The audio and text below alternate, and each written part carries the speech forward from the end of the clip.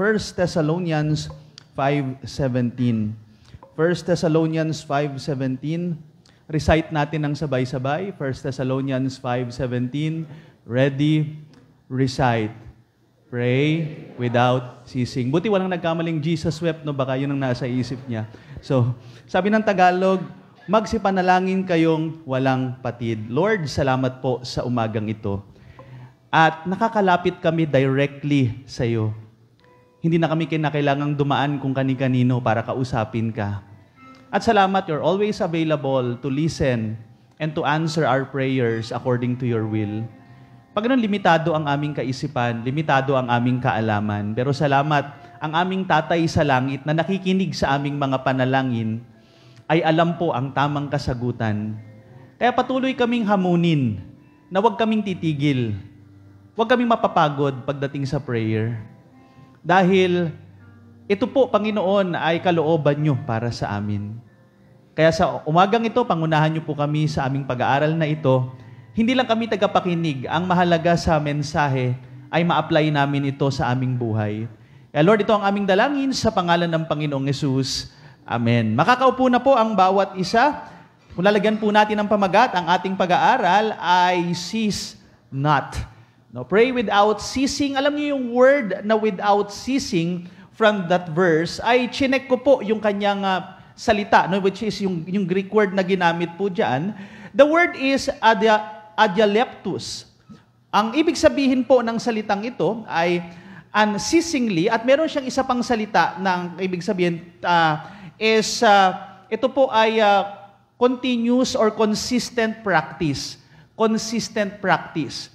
So, ibig sabihin po niyan, mga kapatid, kung ito ay consistent practice, parang yung mga ginagawa natin mga practices din sa pang-araw-araw. Kagaya halimbawa po, no, consistent tayo nagtututbrush. Tama po ba? Baka meron po ritong hindi. No? Pero kung kayo po ay consistent na nagtututbrush, basically ganun po yan. Kung tayo ay consistent na naliligo, consistent na nagtututbrush, at the same din po dapat consistent din tayo when it comes to our prayer. In fact, sa iba pong mga talata, ginamit din po ito ni Pablo sa ibang verse. Like for example, in Romans chapter 1 verse 9, mapapansin nyo po doon sa Romans chapter 1 verse 9, "For God is my witness, whom I serve with my spirit in the gospel of His Son, that without ceasing," ginamit niya po yung word na yan, "I make mention of you always in my prayers." So si Apostle Paul, pinapanalangin niya consistently, regularly, ang mga mananampalataya sa Roma. Another, ginamit din po ito mismo sa 1 Thessalonians din in chapter 2 verse 13. Ang sabi ng verse, "For this cause also thank we God without ceasing." Yan, ginamit din po. Same word. In another book po, ginamit ulit ni Paul, yung sa Ephesians chapter 6 verse 18, ang sabi po ng talata, "Praying always with all prayer and supplication in the Spirit." So si Paul po, when it comes to sa pagtuturo po ng pray without ceasing, ay consistent po siya. In fact, si Jesus Christ po ay gumamit din siya ng parable para mas makita ano ba itong pray without ceasing na ito. Like for example, in Luke chapter 11, isa pong parable, the parable of the friend at midnight. Ito pong parable na ito, makikita natin, let me read yung mga ilang verses po dyan sa Luke chapter 11. Sabi po dito sa verse 5, "Which of you shall have a friend, and shall go unto him at midnight, and say unto him, Friend, lend me 3 loaves." So ang kwento, merong kaibigan sa hating gabi, nanghingi siya ng tinapay, kasi nga meron siyang darating na mga bisita. Shortcutting ko na lang, pagdating sa verse 8, ang sabi po dyan, "And I say unto you, though he will not rise and give him because he is his friend, yet because of his importunity, he will rise and give him as many as he needeth." So makikita natin dito yung example po ng pray without ceasing, na itong kaibigan na to, katok ng katok siya, pre, buksan mo pre, pahingin tinapay, dali, may darating ako mga bisita. Mamaya na, tukta ko, hindi pre, gising. Ganyan ang idea ng prayer. Na tayo ay lumapit, wag magsawang lumapit sa Panginoon. Kaya yung kaibigan, syempre, hindi dahil kaibigan tatayo, kundi dahil kasi ka paulit-ulit, ay binigay na po yung pangangailangan. Another parable is found in Luke chapter 18, verses 1 to 8. Ito rin po yung parable of the persistent widow. Another illustration from the scripture pag sinabi nating pray without ceasing. Tingnan niyo po rito yung ginamit na parable ni Christ. Let me read yung verse 1. And he spake a parable unto them to this end, that men ought always to pray and not to faint. Then sabi ng verse number 2, saying, there was in a city a judge, which feared not God, neither regarded man. And there was a widow in that city, and she came unto him, saying, avenge me of mine adversary. Then sabi po nung judge in verse 4, and he would not for a while, but afterward he said within himself, though I fear not God, nor regard man, yet because this widow troubleth me, I will avenge her, lest by her continual coming she weary me. So dito po makikita natin itong judge na ito, dahil paulit-ulit, balik sa kanya yung widow po na yan na nanghihingi ng hustisya sa kanya, ayan na po, tinulungan niya na. Take note, yung parable po dito, ito pong judge na ito ay hindi pa po naniniwala sa Diyos.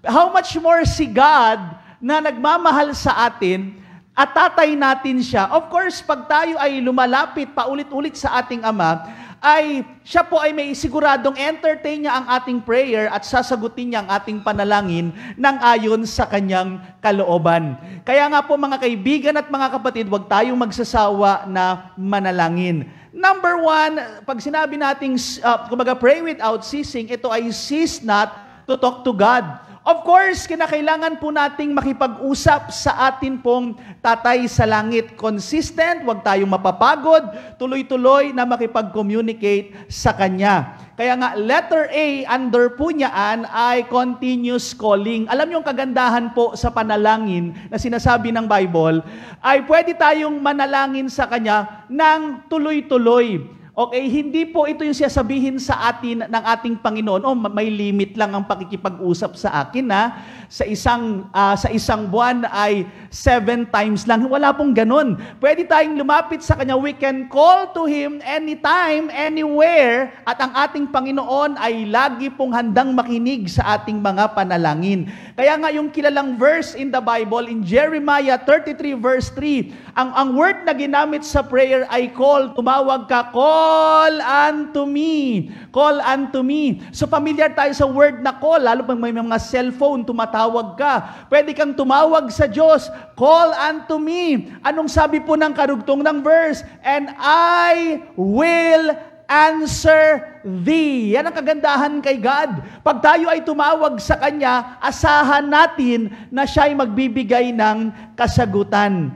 Then, another verse pa po na makikita natin na mahalagang tuloy-tuloy tayong nananalangin sa Panginoon is in Psalm 86 verse 3. Ano pong sabi ng Psalm 86 verse 3? The Bible tells us, be merciful unto me, O Lord, for I cry unto thee daily. Pero araw-araw siyang nananalangin. So kahit araw-araw kang nananalangin sa Panginoon, mga kaibigan at mga kapatid, asahan mo na papakinggan Kanya at hindi niya isasara ang pinto, hindi niya tatakpan ang kanyang tenga to listen sa iyo pong mga panalangin.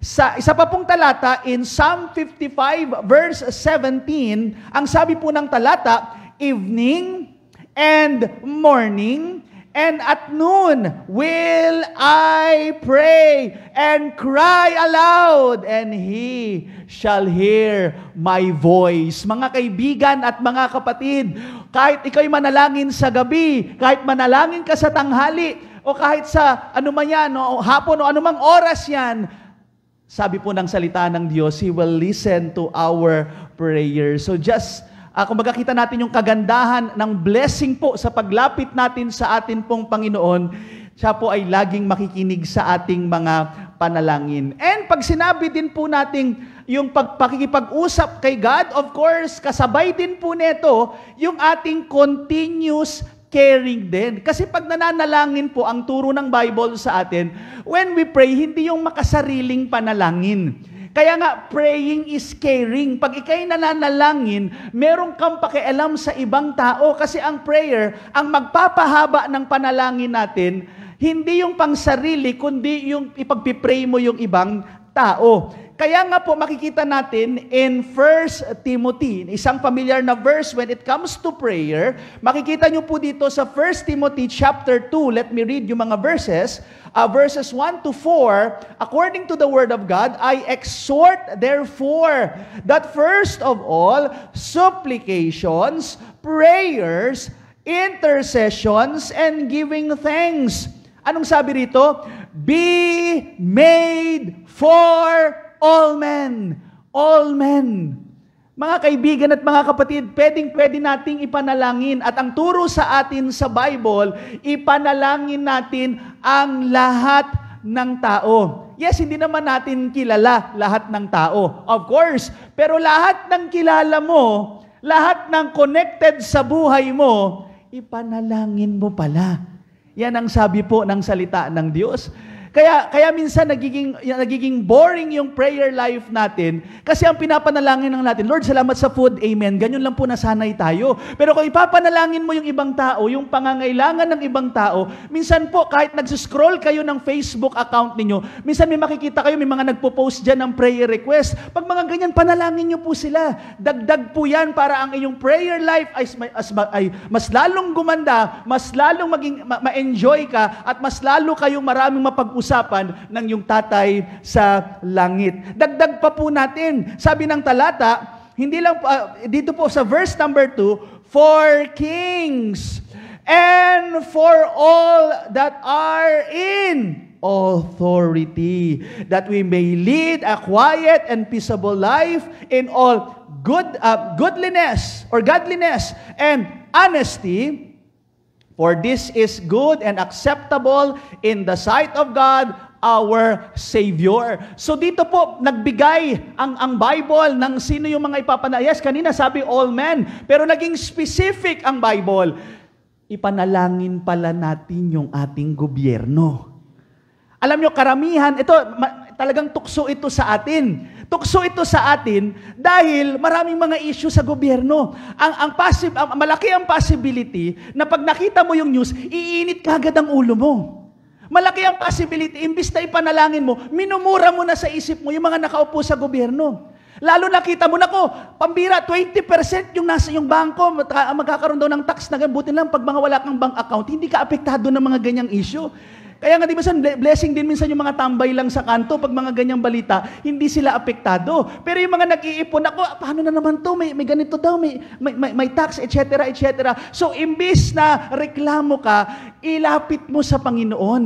At tandaan nyo po, yung mga leaders natin sa gobyerno, madali kasing mag-critic sa kanila, pero tandaan nyo po, magkaroon lang kayo ng posisyon sa barangay, asahan nyo, ang dami nang babanat sa inyo, barangay pa lang po yan.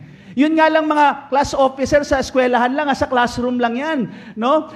Doon pa lang sa classroom ninyo, ang dami na mga classmate mo na maiirita sa'yo, lalo pag mga listahan ng noisy. Uso pa ba yung ganun? Yung listahan ng noisy? Meron pa bang gumagawa niyan? Uso pa pala yan. Yung listahan ng noisy, di ba? Kung sino man na naglilista niyan, yun, napag-iinitan kagad ng mga classmate yun. Kasi yung nagsusulat kung sino yung noisy eh.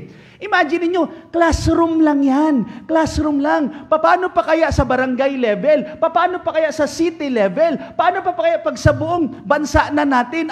Talagang malaki ang possibility, magkakamali, papalpak. Kaya nga, we need to pray for our leaders. Mas damihan natin, iwasan natin yung reklamo, ipanalangin natin sila, dahil yan din po mga leaders natin ay nangangailangan ng gabay mula po sa ating Panginoon.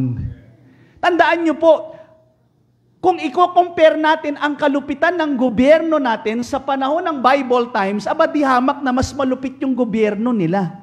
Tandaan nyo po, ang mga disipulo ni Kristo, particularly ang mga apostol niya, halos lahat sila, maliban kay Apostle John, ay namatay sa pamamagitan ng persecution. Tandaan nyo po yan. Kung meron mang dapat nagmumura sa gobyerno, dapat yung mga sinaunang mananampalataya.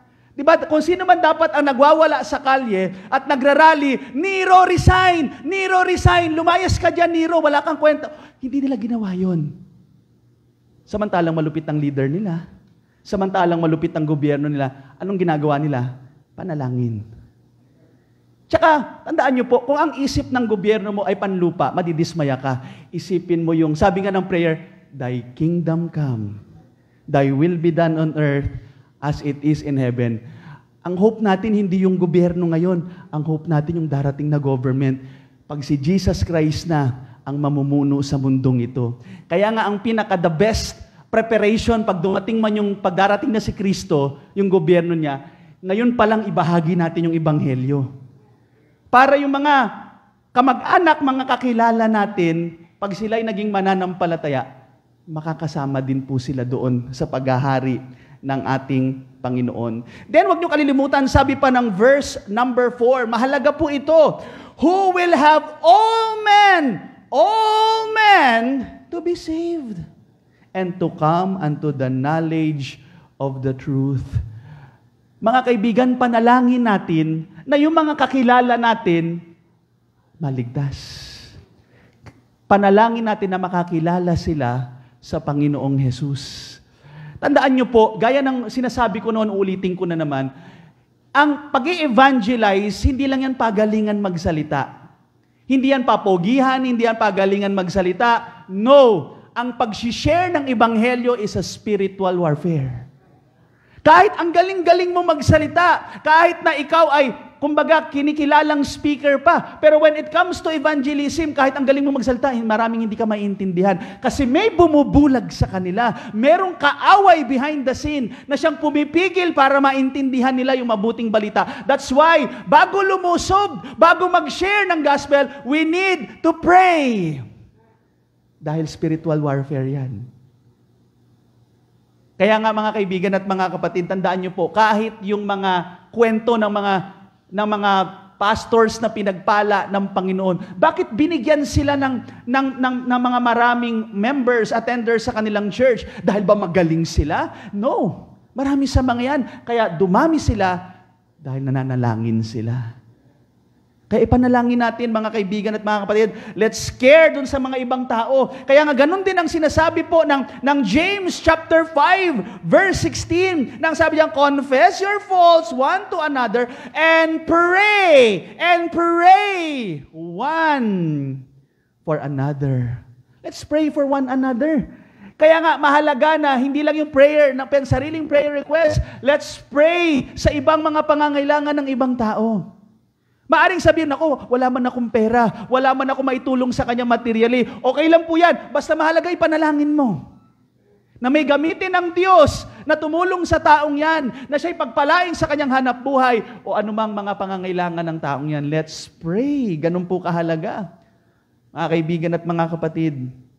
At isa pa po sa mga makikita nating part ng pagkikare natin sa ibang tao, sabi pa ng Matthew 5, verse 44, anong sabi po ng Matthew 5:44? But I say unto you, love your enemies, bless them that curse you, do good to them that hate you, and pray for them which despitefully use you and persecute you. Wow! Ang ganda ng verse, pero marami po ang nahihirapang gawin yan. Very challenging yan. Diba? Lalo po, nasa age tayo ng social media. Pag merong kumontra sa post mo, ano ang gagawin mo? Kukontrahin mo din. Pero mas maganda pala, panalangin na lang natin sila. Ilapit na lang natin sila sa Panginoon. Dahil sa labanang ito, hindi ito pagalingan. Kailangan natin dito ng awat biyaya ng ating Panginoon. Kaya pag meron mang nagpa-persecute sa'yo, kung meron ka mang kaklase na walang ginawa, kundi asarin ka, meron kang kaklase na ewan ko ba ang init ng ulo sa'yo, wala ka namang ginagawang mali, panalangin mo pala, hindi mo dapat awayin. Ang tendency kasi, doon tayo sa labas. Ewan ko lang ngayon kung uso pa yan, kasi dati ganun eh. Pag may hindi pagkakasanduan, wag sa guidance, labas tayo. Yan ang mga uso nun eh.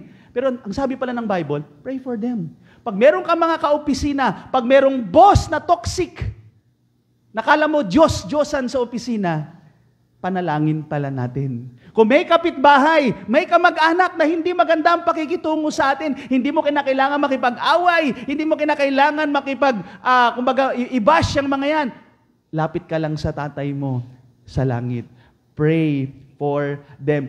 Mas may magagawa ang panalangin. Tandaan niyo po yan, mga kapatid. Kaysa naman mabarangay kayo, uy, si brother ganito, nabarangay. Naku, nakakahiya yung ganun. Ilapit mo na lang sa Panginoon. And, tandaan niyo po, pag nanghako si God, totoo yan, ibibigay niya po ang hustisya. Next, ang prayer din po, no? Ito po ay continuous combating. May combat po, merong labanan na nangyayari po when it comes to prayer. Kaya nga, di ba mga kapatid, marami, hindi lang ito first time, hindi lang itong month na ito. Dati pa nakakarinig na tayo ng preaching about prayer. Pero bakit hanggang ngayon, hirap na hirap tayo when it comes to prayer? Bakit? Kasi prayer is a spiritual warfare.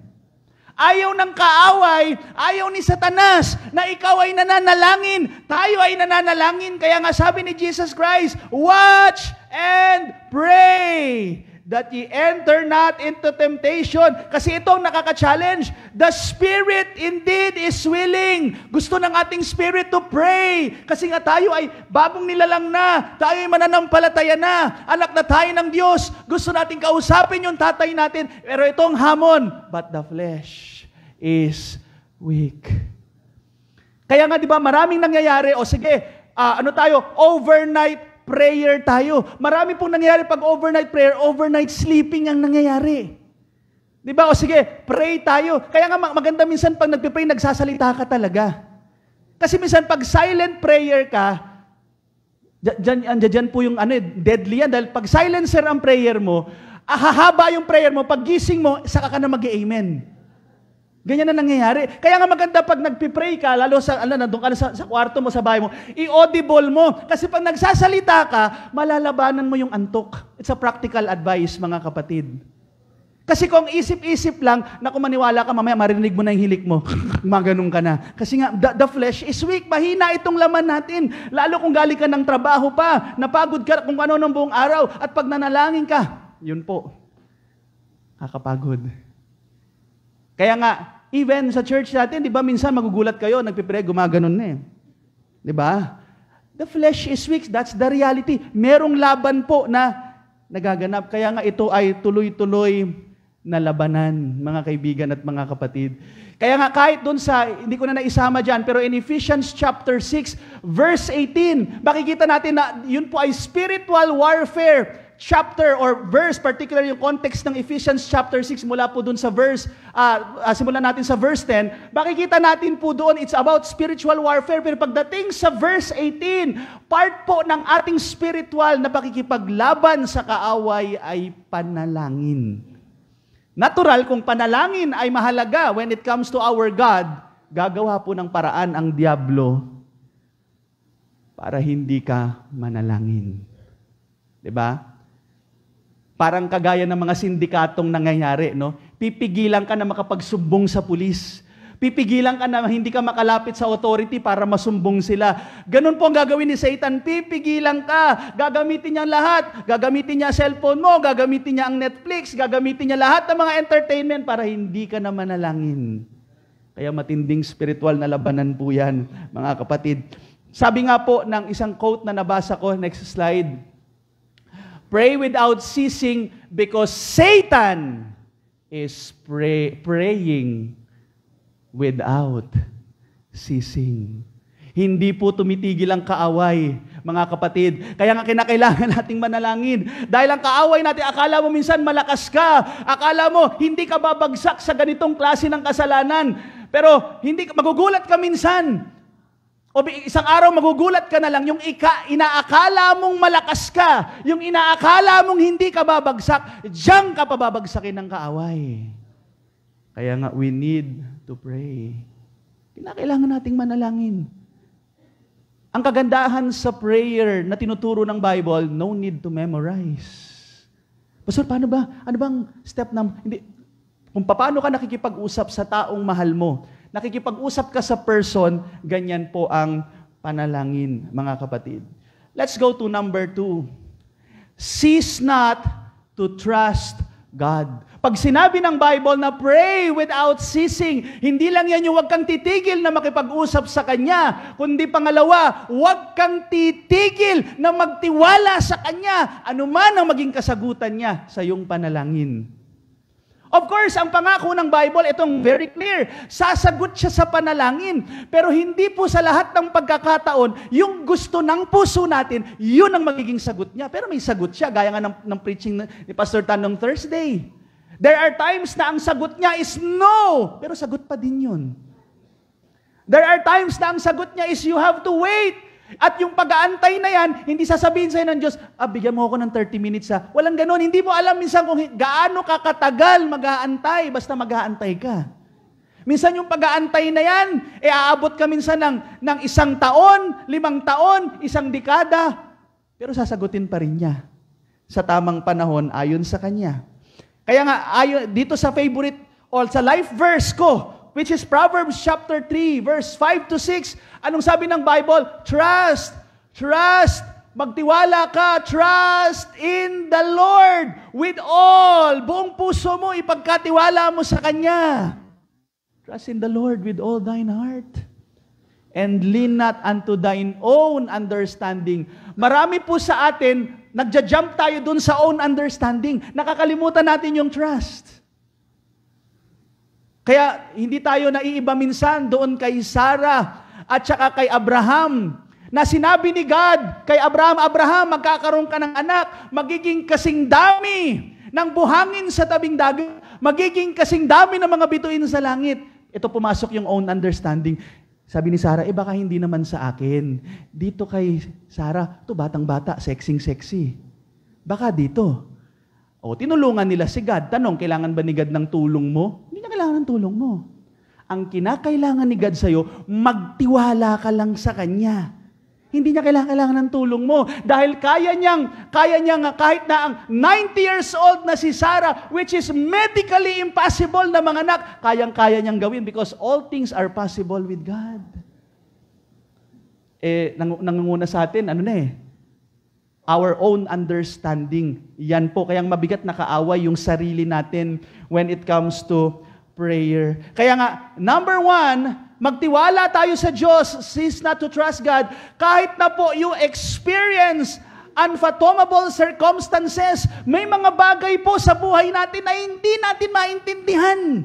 Minsan hindi siya mag-fit sa logic natin. Like for example, gamitin ko po si Jonah. Alam niyo si Jonah, kung ilalagay niyo ang inyong paa sa sapatos ni Jonah, hindi nyo maintindihan yung pinapagawa sa kanya ni God. No wonder, itong si Jonah, imbis na pumunta siya doon sa Nineveh, doon sa kingdom ng kanyang kaaway, sumalungat siya, pumunta siya sa kabila. Kasi nga, kalaban nila yun. Maraming mga Israelites na pinatay ang kanilang kalaban na Assyria. Tapos pupunta ka doon, tapos magbabahagi ka magbabahagi ka ng salita ng Diyos doon. Kung meron mang hindi dapat maligtas, kung meron mang dapat diretso sa impyerno, sa isip ni Jonah, dapat yung mga Ninevites na yan. Kaya lang, minsan, di natin maintindihan mapagawa ni God. Minsan, sasabihin mo, pambihira tong kaopisina ko na to. Ang tagal-tagal ko na rito, Lord, ba't hindi mo pa pinapaalis tong kaopisina ko? Ilang beses na akong inutangan nito, hindi nagbabayad. Pag siningil ko, bayad na ako. Ganun ang sasabihin. Lord, bakit hanggang ngayon itong kapitbahay na to, nagbibidyo okay hanggang 12:00, hanggang 1:00, ba't di mo pa pinapaalis? Hindi mo saan maintindihan. Kagaya ni Job. Di ba? Si Job, napakatapat. Talagang, hindi pa nga nagkakasala yung mga anak niya, nag-o-offer na kagad siya in advance para dun sa mga anak. Ganon ka-faithful si Job. Kung iisipin natin, hindi dapat nagkaganon si Job kasi napakabait ni Job. Napakabuti ni Job, napakatapat niya sa Diyos, napakabuti niya sa kanyang kapwa. Hindi nakakapagtaka na may mga kaibigan siya. Pero bakit nagkaganon? Minsan hindi natin maintindihan si God. Minsan, hindi siya papasok sa logic ng mathematics natin. Pero ang hinahanap lang naman sa atin ni God, magtiwala ka lang sa Kanya. Lord, bakit ako may karamdaman? Lord, tapat naman ako sa pag-iikapo. Nagbibigay pa ako ng first fruit. Bakit hanggang ngayon ganito yung negosyo ko? Bakit hanggang ngayon ganito lang ang sweldo ko? Bakit ganito? Hindi kami nababawasan ng mga gasusin. Hindi natin kayang ipaliwanag ang lahat basta magtiwala ka lang sa Panginoon. Lord, bakit ako inaaway ng ganitong tao? Wala naman akong ginagawang masama. Minsan di natin maintindihan. Ba't ang hinahanap lang ng Diyos, magtiwala ka lang sa Kanya. Minsan ang gustong baguhin ng Panginoon, hindi naman yung kapwa natin eh. Tayo pa lang gusto niyang magbago. May mga nakakainis, may mga hindi maintindihang sitwasyon. Hindi yung sitwasyon na yun ang magbabago. Ikaw pa lang dapat magbago. At mas magtiwala ka sa Panginoon. Next po, we have to trust God kahit na may mga maranasan tayo, mga unanswered call. Saan may mga panalangin na hindi po sinasagot ng Panginoon. O no, ang answer ng ating Panginoon sa isip natin parang hindi niya sinasagot. Pero alam naman natin may sagot siya. No. Pero kahit po taliwas ang sagot ni God sa ating mga panalangin, ang ganda nung 2 Corinthians chapter 12 sa karanasan ni Pablo. Let me read. And lest I should be exalted above measure through the abundance of the revelations, there was given to me a thorn in the flesh, that the messenger of Satan to buffet me. Lest I should be exalted above measure. Meron siyang thorn in the flesh. May mga iba-ibang palagay ang mga commentators regarding po dito. May mga nagsabing maaring may karamdaman si Paul sa mata. May mga paniniwala na maaring yung mga sugat niya sa katawan. Nahirapan siya. For these things, I besought the Lord thrice. Lapit siya sa Panginoon 3 beses. Lord, alisin niyo itong thorn in the flesh na nasa akin. Anong sagot ni Jesus Christ? And He said unto me, My grace is sufficient for thee. For my strength is made perfect in weakness. Most gladly, therefore, will I rather glory in my infirmities, that the power of Christ may rest upon me. Mga kapatid, minsan nananalangin ka, para bang walang nakikinig. Para bang walang tenga si Lord. Para bang napaka-busy ni Lord na hindi ka pinapakinggan. Mga kaibigan at mga kapatid, parang sa mga estudyanteng nag-e-exam, tahimik lang. Pero nandiyan pa rin ang ating Panginoon. Ang teacher, binibigyan ng examination ng mga estudyante, tahimik ang teacher, nandun lang siya. Sinusubok niya ang mga natutunan ng estudyante. Kaya lang sa realidad ng buhay baliktad, sinusubok niya muna tayo para makita niya kung may natutunan tayo. Kaya dito po si Pablo, tandaan nyo, apostol ito. Ang mga apostol, alam naman natin, lalo po sa panahon ng Acts, nakakagawa sila ng milagro. Tandaan nyo po, si Pablo, natuklaw po yan ng makabandag na ahas. Buhay pa din. Pero sa mga pagkakataong ito, hindi iba ang naging sagot ni Jesus sa kanya. Hindi niya pinagaling si Pablo. Hindi sinabi sa kanya, hindi kagaya po ng mga ibang so-called faith healers na sabi, kaya ka hindi ka gumaling kasi mahina yung pananampalataya mo. Minsan ganun pa ang sasabihin ng ilan. Pero hindi yun ang sinabi ni Christ. Sabi ni Christ, my grace is sufficient. Kaya sa mga panahon na hindi iba ang sagot ni God, o para bang sa pananaw natin, parang hindi siya sumasagot, lagi niyo pong isipin that the grace of God is still sufficient. Sufficiente ang Panginoon. Minsan hindi lang natin maintindihan. Sa isang pelikula, dun sa mga kalagitnaan ng bahagi ng kwento, hindi mo maintindihan. Pero pagdating sa dulo, dun mo makikita, wow, meron palang plano ang Panginoon. Letter C, tuloy-tuloy lang, cease not to trust God. Kahit na po hindi pabor sa'yo ang kondisyon na iyong nararanasan. Gaya ng nabanggit ko kanina si Job. Si Job na isang tapat, just imagine, bagsak sa isang araw lang, bagsak lahat ng negosyo niya. Nawala lahat ng pinaghirapan niya ng isang taon. Isang araw lang yan. Ang pinakamalupit pa dito, yung kanyang 10 anak na minamahal niya, di bali yung mga alaga, kayang-kaya yun eh. Pwedeng ulitin na lang yung paghahanap buhay. Back from the start. Pero itong mabigat, yung anak niya mismo, na 10 sabay-sabay. Hindi man lang yung 3 lang muna pinatay, o kaya 6 lang muna, nagtira man lang ka. Hindi, lahat po patay. Kanyang mga anak. Nagkaroon pa ng karamdaman. Ang matindi pa, dinakdakan pa ng asawa. Yan ang malupit dyan eh. Yung down na down ka na, inaasahan mo na ang misis mo sana mag-encourage sa'yo, bilang sasabihan ka, sumpain mo na kasi yan. Para mamatay ka na. Para insurance sa akin, wala namang gano'n. Pero, di ba? Ganon ang nangyari. Imbis na ma-encourage siya, aba yun, nasermonan pa. Tapos may dumating na mga kaibigan. Buti sana kung yung kaibigan, tatapik lang, Job. Sige lang, pinagpipray ka namin. Hindi ganon eh. Kung ano-ano pa yung mga sinabi ng kaibigan niya. Kaya alam nyo, by the grace of God, sa dulo ng kwento ng Job, sa dami na naging tanong ni Job, ang naging sagot sa kanya, tanong din. Pero doon sa mga tanong na sinagot sa kanya ni God, boom! It blows the mind of Job. O nga no, itong stars na to, paano nga naman nagawa ni God to? Samantalang itong problema ko, compare doon sa mga stars ng Orion at yung mga kung ano pang sinabi doon ni God, Behemoth, Leviathan. Kung i-compare sa mga yan, walang sinabi itong problema ko. Kaya kahit na hindi pabor ang kondisyon mo ngayon, tiwala ka rin kay God. Remember Joseph. Si Joseph na malapit sa puso ng kanyang tatay na si Israel. Nagsumbong lang naman siya, tatay, mga kapatid ko, hindi nila ginagawa trabaho nila. Napag-initan. Sa isang iglap, yung isang Joseph na merong magandang damit, na mahal ng kanyang tatay, napunta bigla doon sa Ehipto. Dating prinsipe ang turing sa kanya, biglang naging alipin.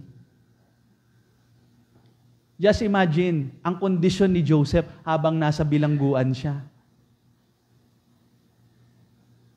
Sa 14 years na yon, just imagine, maaaring nag-iisip si Joseph na mga time, baka dito na ako mamatay. Makakalaya pa ba ako dito? Di ba, yung inano siya ni Mrs. Potiphar, nakulong siya. So, sa kondisyon niya na yun, parang hindi talaga pabor. Pero kitang-kita natin mga kapatid, gaya nga ng sinabi ni God in Isaiah chapter 55, "For my thoughts are not your thoughts, neither are your ways my ways, saith the Lord.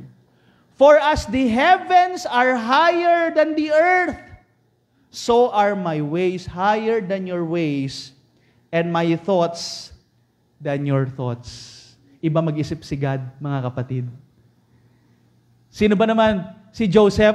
Naisip niya ba na magiging prinsipe siya o magiging governor siya ng Egypt? Hindi niya naisip yun. Pero iba mag-isip si God. Nung napanaginipan ni Joseph yun, nung bata pa siya, hindi mangyayari yun, naluluhod sa kanya mga kapatid niya, kung hindi siya napunta doon sa Ehipto. Iyan ang plano ng Diyos sa kanyang buhay. Kaya sa atin din, no, maaring sa situation mo ngayon, parang wala ka ng kawala. Para bagang, hanggang dito na lang ba ako? Maaring nag-iisip ka ng yan, relax, hindi pa tapos ang kwento. Kaya nga, Romans 8:28, sabi po dyan, alam natin, we know that all things work together for good. Pero para kanino yan? Para kanino yung verse? Tandaan nyo, sabi ng talata, to them that love God. To them that love God. Walang kinalaman yan doon sa natalo ko sa sabong kasi all things work together. Wala pong kinalaman yun doon. Okay? Nakulong ka kasi naglasing ka, nagwala ka doon sa pinag-inuman mo. Ay, hindi, all things work together. Hindi po. Huwag mo nang idamay si Lord dyan. Konsekwensya yan ng kalokohan mo. Pero tandaan nyo po, may mga times na ang mga anak ng Diyos, wala kang ginagawang mali. Naglilingkod ka sa Kanya ng tapat, pero makakaranas ka ng mga problema. Cease not to trust God, anumang sitwasyon na meron ka. Panghuli po, cease not to top prioritize God. Kung meron ka mang dapat i-prioritize sa buhay na ito, na hindi ka titigil, tuloy-tuloy, consistent dapat, hindi pwedeng Monday to Saturday, iba ang pinaka-top priority mo pag Sunday lang si God. No. Cease not. Consistent dapat. But seek ye first the Kingdom of God. At huwag niyong kalilimutan, when it comes to the kingdom, sino ang pinakamahalaga dyan? Ang pinakamahalaga dyan is the king. Kahit napaka-busy mo sa gawain, napaka-busy mo sa mga iba't ibang responsibility, pero yung pinakamahalaga sa kingdom, yung pinakamataas dun sa kingdom, ay nalimutan at na hindi mo nabigyan ng oras. Anong silbi nun? Kasi ang gusto ng king, siya ang maging una, bago ang lahat. Kaya nga, ang prayer, wag nating maliitin. Tandaan niyo po, ang kausap natin every time we pray, the King of Kings, the Lord of Lords, the Most High God. Kung ipapatawag ka nga na kakausapin, pinapatawag ako ni Mayor Vico Soto, naku, maniwala ka, isusot mo yung pinakamaganda mong damit at hindi ka magpapalate. Talagang pupunta ka doon sa lugar na yun.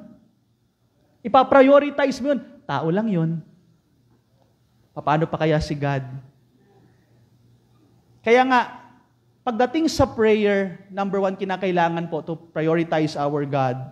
Kailangan natin ng place of prayer. Mahalaga po ito.